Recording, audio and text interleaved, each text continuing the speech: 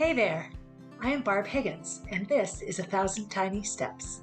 In this podcast, I share my stories of love, loss, triumph, and tragedy as I continue to retrace my steps and ponder what led to the death of my daughter Molly. By doing so, I hope to not only help myself, but to bring purpose and possibility to those who listen. If you are ready to laugh, cry, shake your head in disbelief, then tie, buckle, lace up, or slip on your shoes and join me as we begin our 1,000 Tiny Steps. Hey everybody, Barb Higgins here, welcoming you to episode 136 of 1,000 Tiny Steps. Women's History Month is ending, and I've often, when we have months set aside to notice certain things in our history, you always get kickback from people who feel they don't have a month for themselves. Like I remember as a little girl, I would go, Mother's Day, why isn't there a Children's Day? And my mother would say, every day is Children's Day. She would also remind me that my birthday was my day. But of course, she had a birthday as well. I get it. You know, sometimes we have certain days set aside to celebrate or notice someone or something. Sometimes we have an entire month dedicated to, a measure of our history that perhaps needs noticing. Oftentimes, our months of recognition are around marginalized communities, aspects, whether it's a racial or a social community, a gender community. I think of, Black History Month, Women's History Month, Pride Month. Those three come to mind right away. So all three of those months of recognition recognize and acknowledge groups of people that have been marginalized. In my lifetime, when I was born in 1963, women couldn't get a credit card without their husband's permission or signing on it. They couldn't buy a house or a car. It was legal in 1963 for married men to rape their wives, and there was no punishment for it because judges would simply say this is a marital issue. Those are mind-boggling things to think about now in society. But being a vagina-born human has often come with a lot of things. So Women's History Month is just ending. I'm also going to start off right now by saying I feel the biggest mistake feminism has made is A, trying to prove that women are as good as men or equal to men or the same as men. And we aren't. Men and women are two very different beasts. Scientifically speaking, the way we keep our species alive is two very different biological functions. One fertilizes, one grows and feeds. And that's how all mammals reproduce and promote their species. So socially, culturally, separating sex from gender, we have assigned in our reality, since the beginning of recorded time, expected roles for people to pay based on who they are. And we assign importance to those people based on who they are. And when I say who they are they the male version or the female version of the human race? So I want to say right now that what comes to mind for me when I look at many of the issues we have around gender inequity now, sex discrimination, also gender discrimination, two very different things in my mind, is this notion that women are as good as men. So let's look at it for a minute. We live in a culture where men are paid more. And for a long time, it's because men were the ones that were working. So when women came into the workforce, what they brought with them in the eye of the business owner was liability. Well, when you have a baby, you're going to have to stop working. You're going to have time to stay home with your baby. So what did women do? They began to send their kids to childcare so that they could stay in the workforce. They didn't ever get to sort of sit with their husbands or significant others if they were in that type of relationship and decide, how do we split this up so we can both work? The other thing that we do is we don't honor childbirth. There are many countries on this planet that give new mothers a year of paid child leave. Paying you to raise your kid? Yeah, paying you to raise your kid, to nurture your child so your child is loving and safe and secure, and you can physically recover from 9 months of pregnancy and then pushing that thing out of you and then nursing it with your boobs if that's what you do. What those actions show is equal respect for men and women. Genetic men don't have babies, and genetic men make up the bulk of our workforce and the bulk of our government and the bulk of our military and make a lot of decisions for humanity, which is comprised relatively equally of males and females, men and women, and however you may identify yourself in that reality. So I got to thinking about Women's History Month and what that means for me and what I've noticed in my life.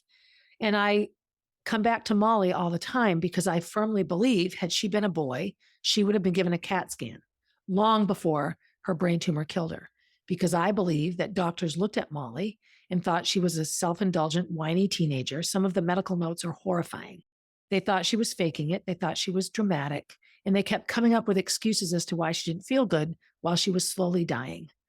Do all little boys get treated properly by medical professionals? Of course not. I think there are mistakes made all the time. Mistakes. But I think Molly's treatment was purposeful, and it was based on assumptions, looking at Molly as a 13-year-old girl, female-bodied human.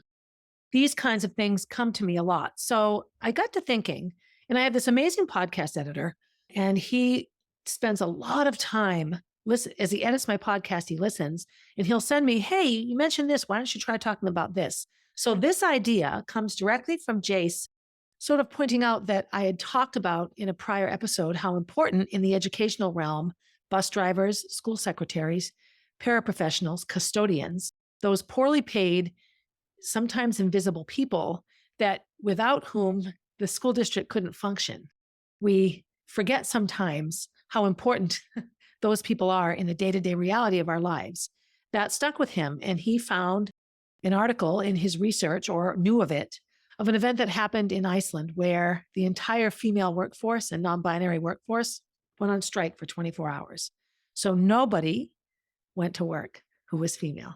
So of course, childcare centers closed, schools closed. There were only male newscasters on the news. Hotels didn't get cleaned. Like all of the things that women were employed to do in Iceland didn't get done for 24 hours. And it was stunning. Life really came to a stop. The point of the strike was twofold for the women in Iceland. One was pay disparity. There's a 21% pay difference in the same jobs for men and women in Iceland. And number two was gender violence, gender-based violence. So that could be sex-based violence, violence against women. Female-bodied people are far more likely to be sexually assaulted than male-bodied people. And then it was gender violence, violence towards the trans community and non-binary people and the gay community, the LGBTQ community in general. It was a pretty profound experience. There isn't a lot of deep coverage on the effects of it. I never saw it on the news. I watched the news like everybody else.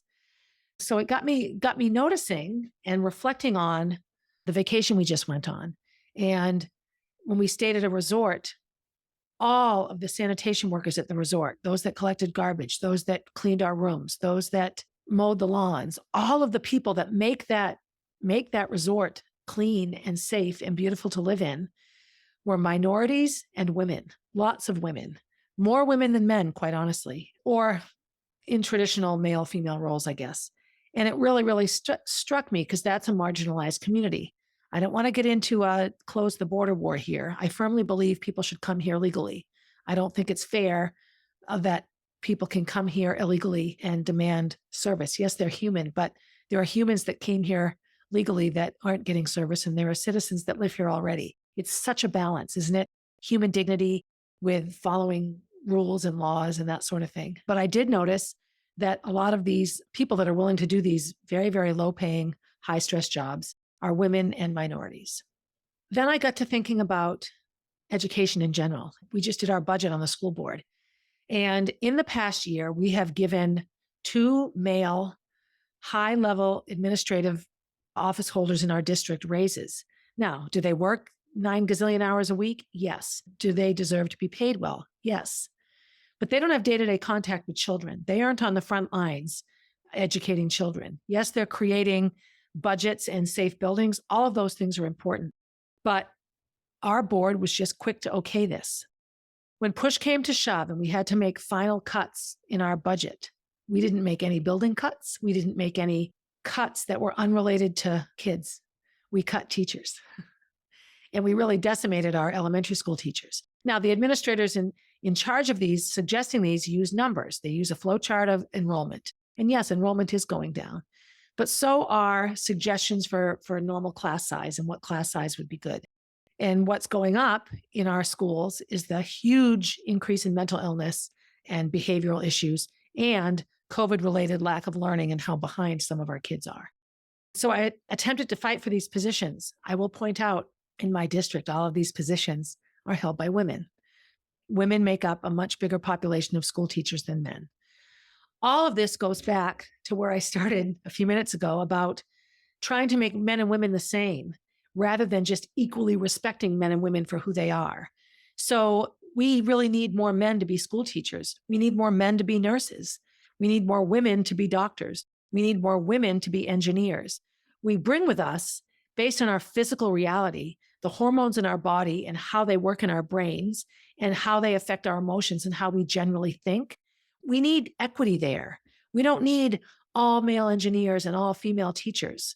That's eliminating half of the brain power and half of the empathy and half of the organizational skills and half of the understanding that both male brains and female brains bring to these jobs. I'm just using these as examples. Then I got to thinking about a couple of other things, and this was something else that my editor sent along. So Meta, the company that owns a lot of social media, has guidelines for what ads can be included. So anyone that has Facebook knows that it's more ads than friends on your Facebook feed now. And they have very strict guidelines. There was an advertisement in the Forbes newsletter titled "Women's Health Ads Are Still Being Censored. The Center for Intimacy Justice Takes Action with an FTC Complaint." So the gist of the complaint is as follows. Ads for women's health are censored and not allowed to be shown on Facebook because they're considered adult content and their main purpose is sexual pleasure. Okay, so let me educate you all. Sexual pleasure for women basically comes from the clitoris. And yes, our vagina is involved in fucking, excuse my French, but call it lovemaking, whatever. That's where babies come out. We pee down there. There are a host of illnesses and disorders and diseases that go along with female reproductive health. There are in men's health as well. These issues in men's health are never, ever questioned. They're considered good for family health. This is incredible. So the gist of the complaint was that women were being treated unfairly. So apparently there was an ad during the Super Bowl for a female-specific health condition, and they ran on the national stage this ad. And so everyone thinks, wow, look at that. An ad with the word menopause in it or urinary tract infection or pelvic inflammatory disease was on. And this gives the idea that this is a regular thing, but it isn't. Women's health companies are pretty much eliminated from advertising in social media, but also pretty much anywhere, bus stations, all that sort of thing. There was an inquiry and a report published by the Center for Intimacy Justice, which is a nonprofit social change, and they found that 60 companies, which were focused on healthcare for women and people of diverse genders, had Meta, formerly Facebook and Instagram, so those two sites, reject their ads. So the ads in question covered this: education, products and services for a range of health conditions and issues, including breast pumps. Let me remind, those are not for sexual pleasure. Those are for getting milk to feed your baby. Endometriosis, a horrible disease that requires surgery and can be a lifelong battle for women. Fertility, getting pregnant in the first place. Menopause. Hello, that's me right now. And pelvic pain, pregnancy, postpartum clothing, sexual consent, sexual pleasure, yes, and urinary tract infections. Ads that included words such as vaginal and vaginal health and menopause or OBGYN were rejected, since those ads, according to the tech giant, represented adult content or advertised sexual pleasure. Half of these companies were also blocked from Meta. They were locked out of their accounts. The only one thing in there that is sexual pleasure was the one advertising sexual pleasure. And I imagine those were medications, estrogen creams, lubrications, things that make an old lady vagina less dry and more capable to feel okay having sex. Sex shouldn't hurt. So yeah, I suppose that's sexual pleasure, but it's not like, it's not like a pornographical thing. Now, at the same time, condom ads, erectile dysfunction ads, and even premature ejaculation and Viagra were approved and allowed to run. They met Meta's advertising policy because they focused on family planning and not on sexual pleasure or sexual enhancement. So again, when I look at breast pumps, urinary tract infections, I just had one. I think that was last week's episode, right? Consent, how to stand up for yourself if you're feeling pressured to have sex. Endometriosis, an internal disease of the female reproductive organs, ovaries, fallopian tubes, uterus, right? Bladder control, I pee myself all the time. Menopause, I've been through it. Fertility, I was an IVF mother. Pelvic pain in your pelvis. I have pelvic floor issues. I pee all the time. I sneeze and I pee. And part of my problem with my inability to hold urine is I have super tight pelvis. One of the reasons my pelvic joint is so tight is scar tissue from pushing Molly's giant head out of my vagina. And when I went for exams to the pelvic floor specialist, she thought I had scar tissue up there from stitches. I never had stitches in my vagina, but I had scarring and scar tissue that both inside the vagina and outside the vagina inhibit the right side of my hip, my pelvis from functioning properly.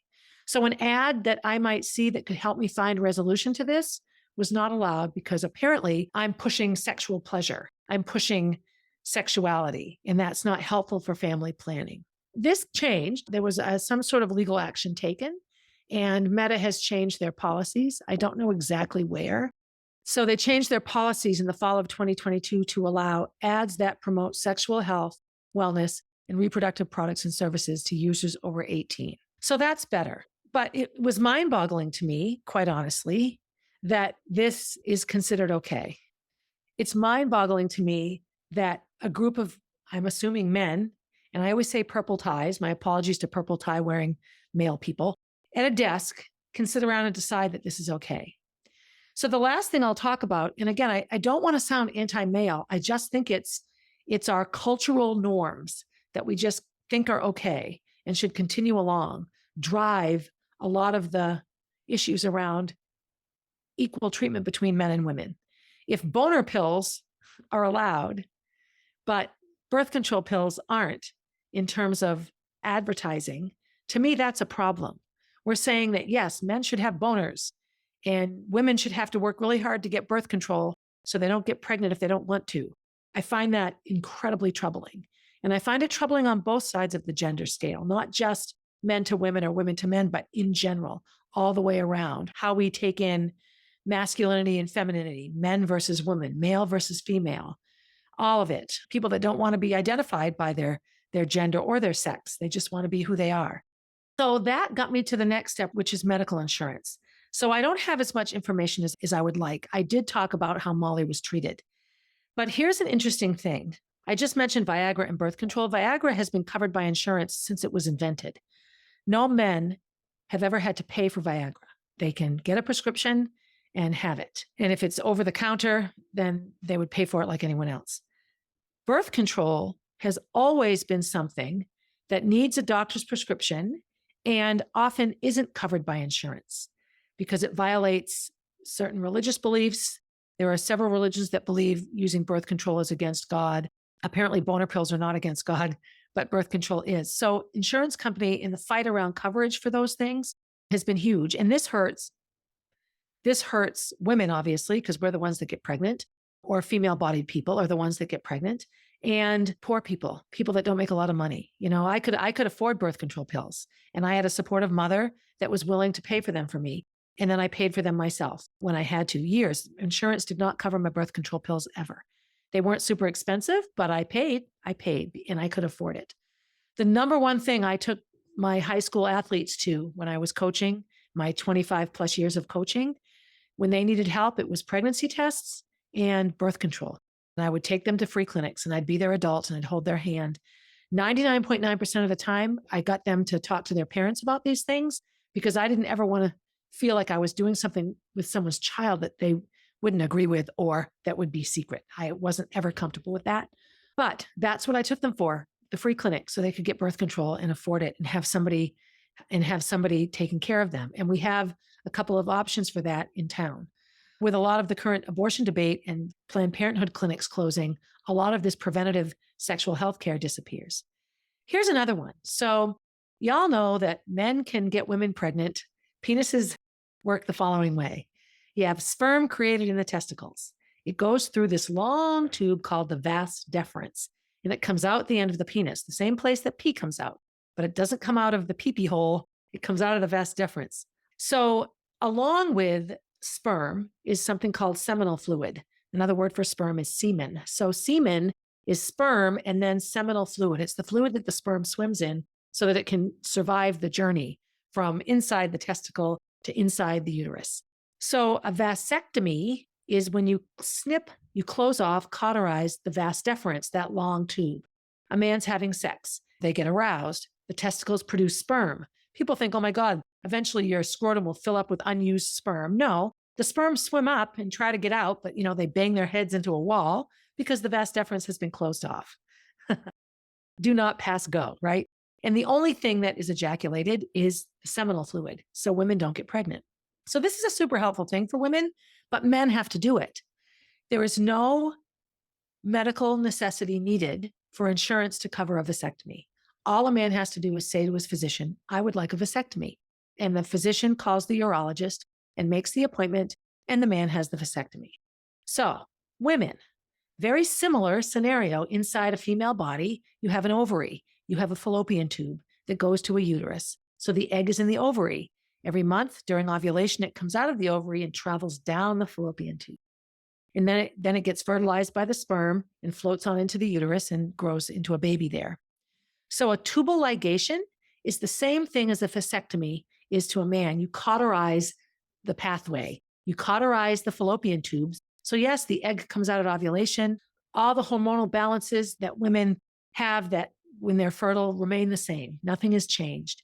But the egg can't get any further than the cauterized area of the fallopian tube. So the sperm swim up there and they swim around looking for an egg that they'll never find.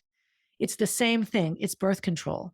However, women cannot just go to their doctor and say, I don't want any more children. I would like to schedule a tubal ligation. Or, hey, when you're doing the C-section that I have scheduled, would you tie my tubes? Would you give me a tubal ligation so I don't have to have a separate surgery? This has to be medically approved by insurance, by the same group of guys in purple ties somewhere in Connecticut, because isn't that where all the insurance companies are? Get to decide that for a woman to say, no, I would like to have my body altered so I don't have children, they need a medical necessity. I have a good friend who just had a C-section, a year and a half ago, had 2 really, really dangerous pregnancies with serious health risks and complications. Talk about medical necessity. And she said to her doctor, I definitely don't want to have any more kids. It's not right. The doctor, didn't do their job in my mind. That doctor should have called the insurance company and said she's a prime candidate, but it was rushed through and it was denied. So she had her tummy cut open and her baby pulled out. And while her tummy was wide open and her fallopian tubes were right there, her doctors sewed her back up without doing a tubal ligation because it wasn't medically necessary.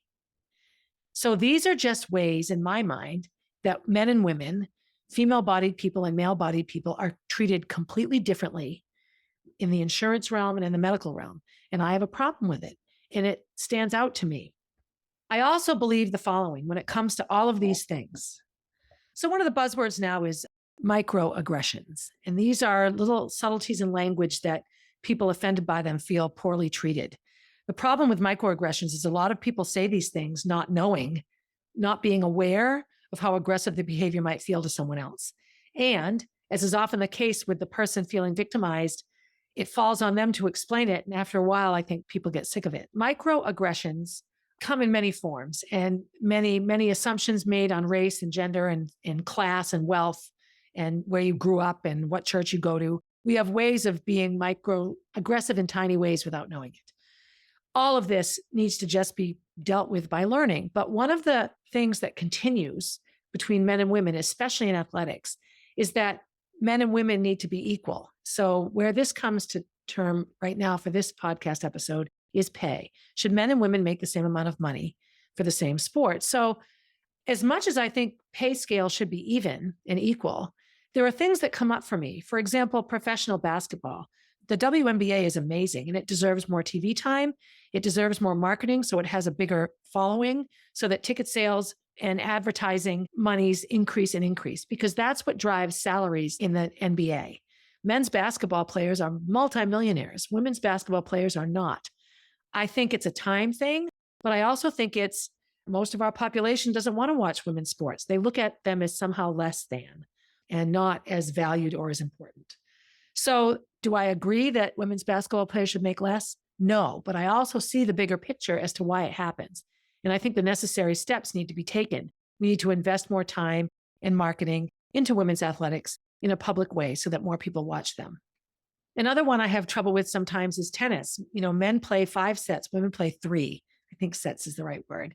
So women don't play as long a tennis game. They don't hit the ball as long for as many rounds or sets as men do. So I feel like if there's a price per set, then that should be equal. But men are playing 5, women are not. So I don't mean to offend any tennis players. As a non-tennis person, this is what it looks like to me as somebody just watching. Yes, female tennis players are unbelievable, but they don't play as long as the men do. So I wonder sometimes about that. But I have a person, I was engaged in a pretty contentious conversation around athletics a few days ago, and he asked me, did I think men and women should be paid the same? And I said, well, yes. For example, in a road race, a marathon, the first place man and the first place woman should be paid the same amount of money. And his response to me was, but the man's running faster. Well, yes, but you're comparing a man to a woman.